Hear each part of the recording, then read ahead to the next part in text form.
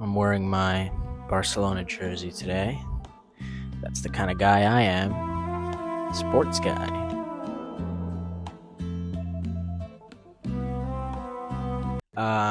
Today, I wanted to be a little bit free range. I thought about writing for this. I don't know what the format of this yet is supposed to be. I should probably get something to hold this. Hold on. There you go. Shazam. Okay. Where do I clip this? Okay. Okay. I hope this audio is good. I don't know. I'll check later. I don't know what to do exactly for this type of show. I wouldn't even call it a show. It's just me talking. But the topic that I wanted to, I wouldn't say approach, I guess talk about today, is like dreams and aspirations as a kid, or like when you were younger, I guess, because I'm still kind of a kid. I don't know. It's weird. Yeah, those dreams when you wanted to be as a kid. I remember in kindergarten, I wanted to be a rock star scientist. So I'd be a scientist by day and a rock star by night, man. Of course, it didn't pan out. Probably, hopefully, I don't know. I'm gonna film school, so I don't think that's gonna pan out soon. Maybe I could be known as a scientist by some sort of technicality. I don't know. But I wanted to become a rock star scientist for two reasons. The first reason is that I'm apparently as a kid I was crazy. The second reason is I thought that if I had a stable job by day and a cool job by night, I'd be living the dream with good pay. Does that make sense? I hope so. Of course, it was really unrealistic, and I didn't really think it through as you do as a kid. But yeah, it was just one of those dreams where it was just like when I got older, I was like, yeah, it's not gonna happen. The second dream I had was serious, though. It was to become a professional football player, as in soccer. That's why I have the Barcelona jersey today with Messi on the back. I took this very seriously. I told my parents that I wanted to become a football player, and they like invested like heavily in me. I was like, dude, I'm like 12 and I have all these things, and I'm forever eternally grateful for that moment. But I look at it today, and I look at quotes and whatever. I'm like, oh, don't look at the past, just look at the future and think about that. But like, I wanted to be somebody in that space, and not being anybody, or I don't know, not being a professional football player. Sometimes I wake up and it hurts to not be there, because when I was like 14, 13, 12, I wanted so badly to I'll wake up and I'm like in the Barcelona academy, but I'm not there. I'm in my room making a show on YouTube that only I'm gonna watch. Yeah, I mean, just I was thank you, by the way, to Coach Ruben, who helped me, who coached me. He's a real G. He's a real OG. I also, there's my dog pooping. I just gotta cover that up. I trained every day from Monday. So Monday to, I want to say Friday. I don't remember, but it was either Monday to Thursday every single day, and then I would take breaks on Saturday and probably a game on Sunday. Now, my footballing journey was quite hard. I wouldn't say hard because in comparison, my life isn't quite hard to as other people, but I would say that the journey wasn't as pleasant as I like it to be. The first thing that I'd say that wasn't really pleasant was the community aspect. I joined a football academy. It's called JSA, Junior Sports Academy. It's in Bali. I should probably bleep that, right? For my own privacy. Well, I joined that a couple of years ago, and not a couple of years ago. That was like 2000, like a long time ago. And so that was when I first moved to Bali. So I had no friends, right? And I was like basically a homeschooled kid. I didn't know how to socialize in that age range yet, and I was in a real school, so I was kind of like, whoa, And some of them hated me, some of them bullied me. for being the worst player in the team, and that really got to me. I remember going home after a game, and I heard one of the kids say or discussing right when I was behind them. I was like gonna catch up and like, hey guys, they're like, Radia's like the worst player in the team, right? I'm like, it's like all that training for nothing, just to be called that. That was one of the things that hurt me. But that's like neither here nor there. That's not important anymore. I still remember them. I think his name is Miles. I remember Miles. If you're watching this, Miles, I liked you, man, but you supported Arsenal, I think. So that's not good. But the other kid was, I think his name was George or something. Yeah. But anyways, they said that to in my direction, and I was like, oh, like that sucks so bad. And I cried in the shower because I was like, really? Do I really suck that much after all that training and all that mentality work? And I'm like, I just can't take this anymore.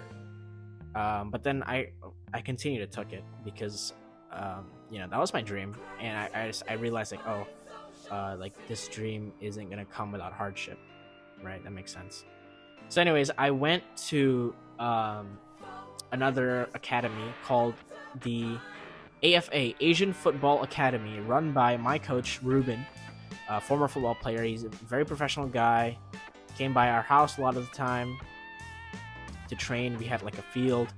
It was really cool. It was a really cool time, and I liked it. I liked it. I enjoyed it. Even though I had to wake up early in the morning, I enjoyed it because it was something that I did that gave me fulfillment. Like, all right, this is my career. This is my passion.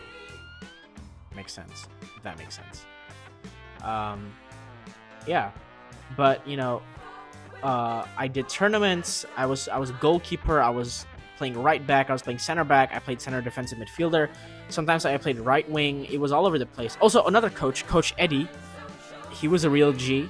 And I also remember Coach. Oh, what's his name? I forgot his name, but he was one of the real. He was one of the real guys. I really only Coach Lloyd. That was his name. I only really resonated with the older coaches, and they always like told me like, keep your head up, man. Like, you're gonna get out of this. Like, and I didn't really know it was bullying per se. All right, this is all over the place, but what I'm trying to say is a lot of mental stuff got in my way. Yeah, and it was just the same every week in, week out. I was really tired and I was really burnt out, and I was like, all right, this dream is like so far beyond what my capability is, and that was my thought. And I eventually, when it was COVID time, I was like, all right, I can't play football anymore because everybody's in lockdown. What do I do? And I started watching these video essays by a guy named Every Frame a Painting. And Every Frame a Painting is this guy who makes these YouTube videos, like really in-depth movie videos talking about movies, and it was really cool. It was really cool because I found myself falling in love with the idea of making a movie. And I was like, all right, I'm gonna watch one good movie and I'm trying to make a script.